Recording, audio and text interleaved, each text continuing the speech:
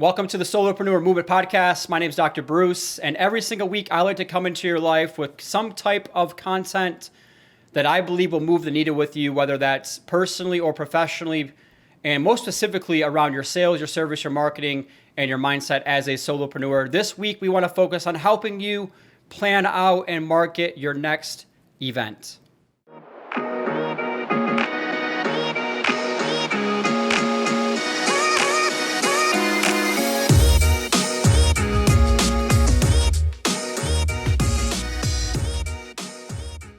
For this week's course, I want to help you break down how to plan and market your next event. I am huge into hosting events. Obviously, I'm huge into attending events, right? Networking events, things like that. Anything outside the office to go out there and be a person of influence in your community and to your database.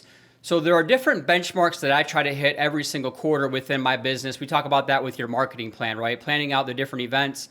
But one of those things that I like to do is once a quarter, I believe that you should all host your own advocate event. This is where you get to invite your favorite people. Do the things that you enjoy with the people who matter the most. So go out there and really think about what are the upcoming, defining moments or benchmarks or, holidays or things that are going on over the next 90 days, and then host an event around that, okay? So the purpose to me of your advocate events is to just celebrate your client successes, celebrate your own successes, right? At the end of the day, our success is tied to other people's success. And so thanking them, letting them know that they're a part of this journey, that's the quickest way, in my opinion, to create a collective passion, is by going deeper with your current database of people and your top 25 advocates. So every single quarter, I like to do one big, fun, cool event where I literally do invite all of my biggest clients and all of my biggest referral partners and my sphere of influence, or whatever word that you want to use, right? I'm a big believer in having an active database of 100 to 250 active people.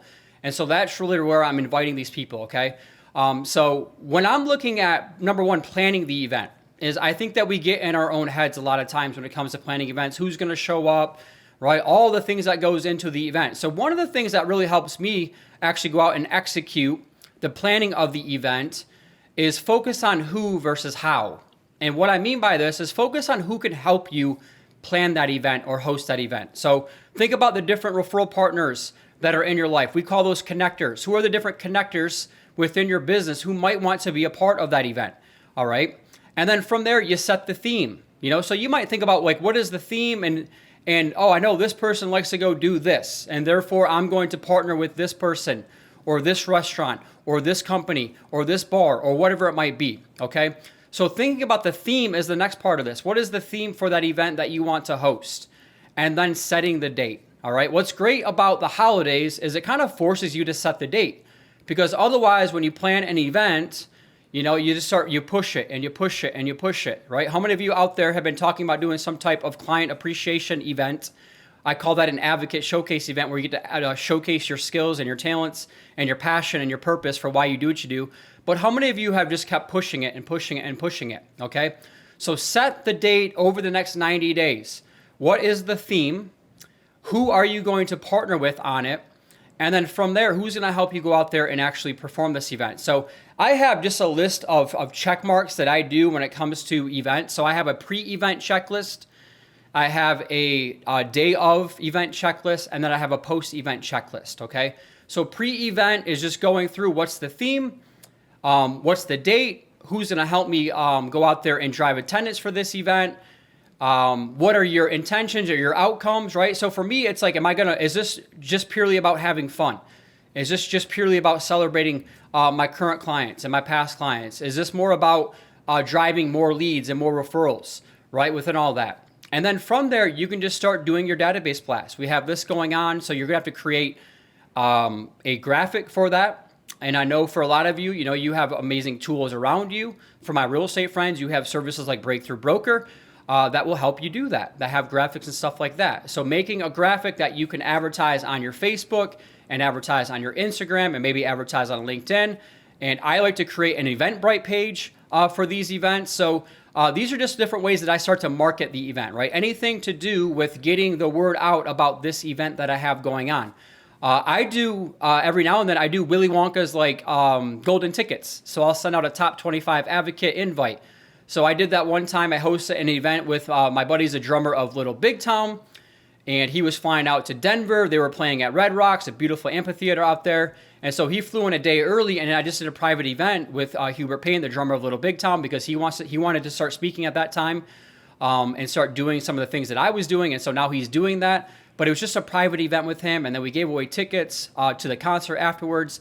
But I bring all that up because it was a small, intimate venue, and I really just wanted 25 to 50 of my closest friends to come out to that event and have fun with that event, okay?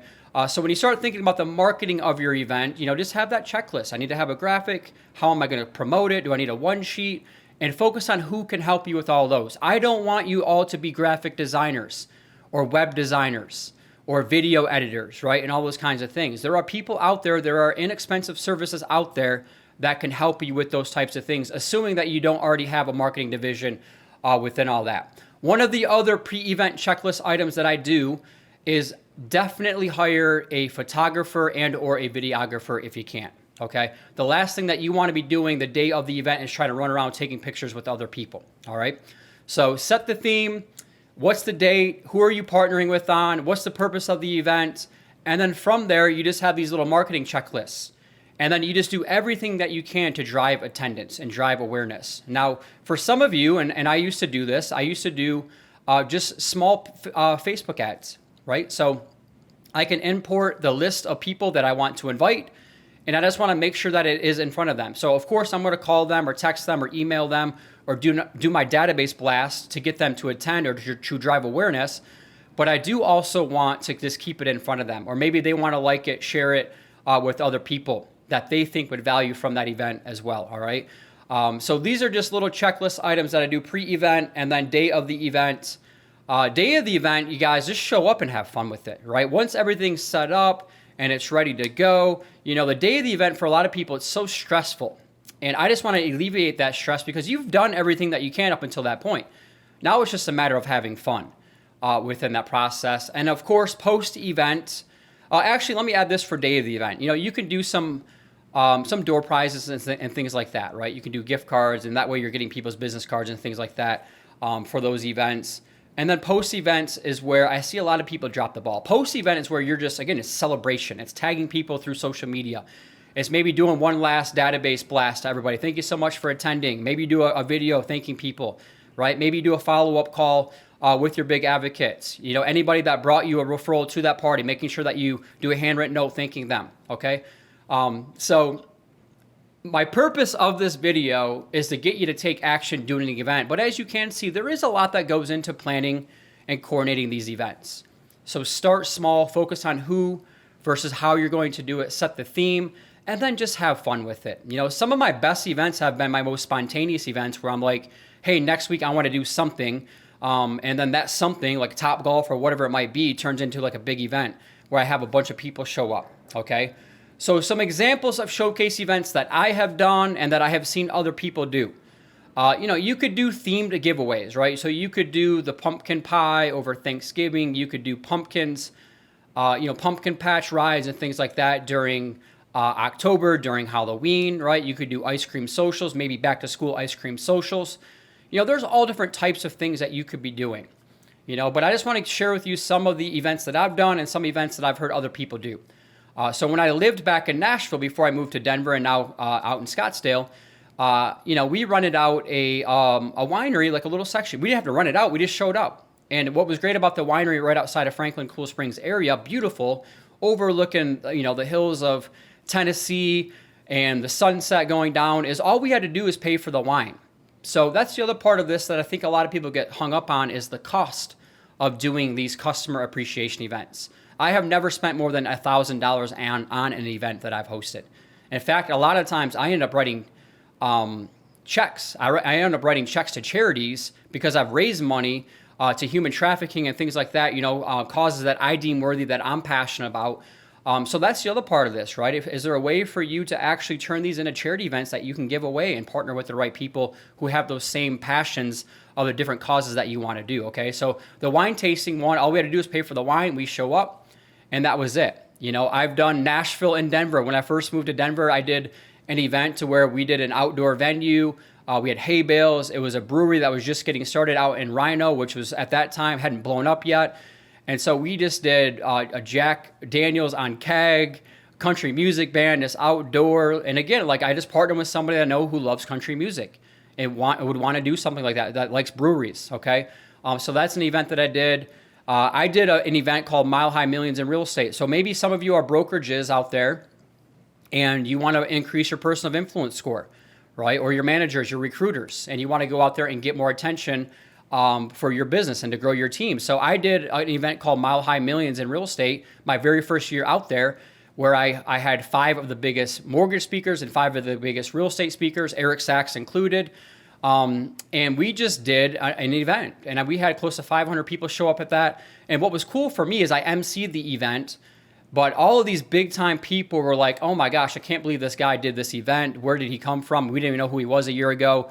And he put this together within a month of actually reaching out to me to be a part of that event. And that was the event that I wrote, a $5,000 check to charity. Okay. I've seen people run out movie theaters, so insert whatever your favorite movie is. I know a buddy of mine out of Denver, out of Highlands Ranch, who loves the Marvel movies, and so they used to run out a movie theater every single year, anytime a new Marvel movie would come out, and then that way the family comes and all that kind of stuff. Okay, so there's just so many cool. I did a red carpet rooftop event where it was a young hustler event. It was for all the young professionals, the up and coming young hustlers, the 20 to 30 somethings that are out there as solopreneurs to grow their business. Okay, so there's so many things that you could be doing. But the point here is just pick one event that you want to do over the next 90 days to say thank you. To say thank you to your sphere, to say thank you to your referral partners, to say thank you for all of your advocates and your promoters, and just have fun with it. I am just amazed at how many times I get to show up the day of the event and just have fun. That's why we're all in business, is hopefully to have fun, but also where your clients become friends. And you can literally witness their kids growing up, and you are there for them every step of the way, and you are that trusted advisor for them. So I just want to empower all of you to go out there and plan and market your next advocate event. As always, take action, do big things, and thank you for tuning in.